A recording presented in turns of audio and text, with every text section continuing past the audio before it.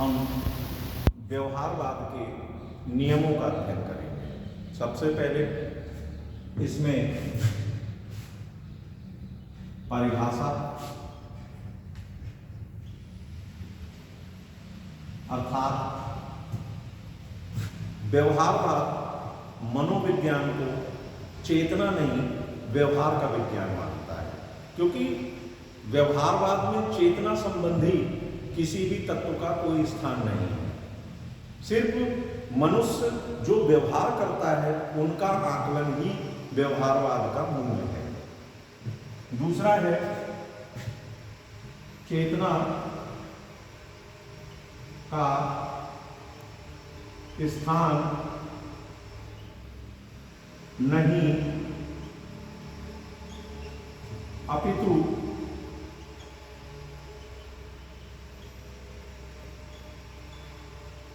व्यवहार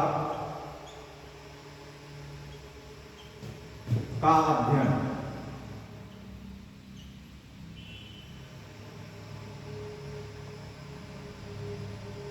व्यवहार का अध्ययन।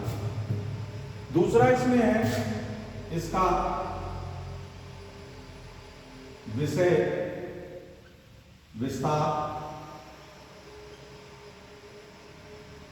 विषय विस्तार में मनोविज्ञान का जो उद्देश्य है उसका मूल उद्देश्य यही है कि पशु और मनुष्य के व्यवहार का अध्ययन किया जाए। केवल मनुष्य के नहीं, पशु के भी, दोनों को मिलाकर के उनके व्यवहारों का अध्ययन किया जाए। तो यहाँ पर पशु एवं मनुष्य के व्यवहार का अध्ययन, क्योंकि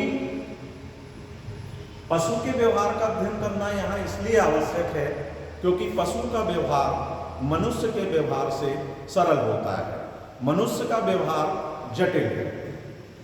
फिर इसके बाद इसमें विधि, किस विधि से अध्ययन किया जाए। तो मनोविज्ञान के अंतर्गत वस्तुनिष्ठ प्रश्नों का समावेश होना चाहिए, ना कि अंतर्दर्शन के आधार पर, यानी उसकी अभिव्यक्ति के आधार पर मनोविज्ञान का अध्ययन नहीं किया जाना चाहिए। तो व्यवहारवाद जो है वो मनोविज्ञान के अंतर्गत ये कहता है कि यदि व्यक्ति के व्यवहार का अध्ययन करना है तो उसके लिए वस्तुनिष्ठ प्रश्नों की पुस्तिका होनी चाहिए, ना कि उसके अंतर्दर्शन या विचारों का। तो यहाँ पर वस्तु निष्ठ प्रश्नों द्वारा, ठीक है। इसके बाद है प्रत्यय।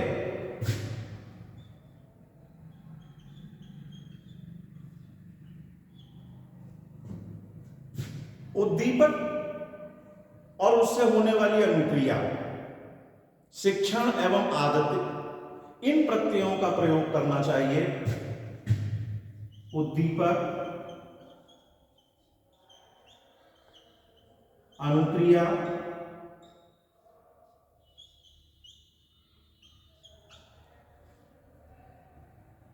शिक्षण,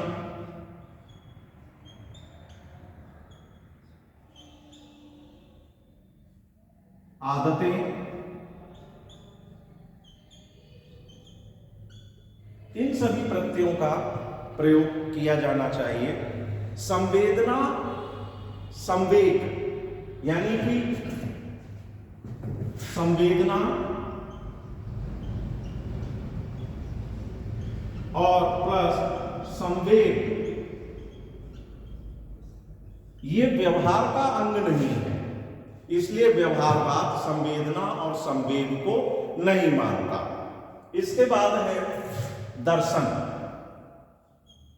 दर्शन अर्थात फिलॉसफी, या हम यूं कहें कि इसका सार क्या है। व्यवहारवाद मनोविज्ञान में मस्तिष्क का कोई स्थान नहीं मानता, मनोवैज्ञानिकों द्वारा आत्मा, चेतना, मन, शरीर का व्यर्थ ही प्रयोग किया गया। इसमें वही तत्व प्रयोग किए जाने चाहिए जो वस्तुनिष्ठ हो।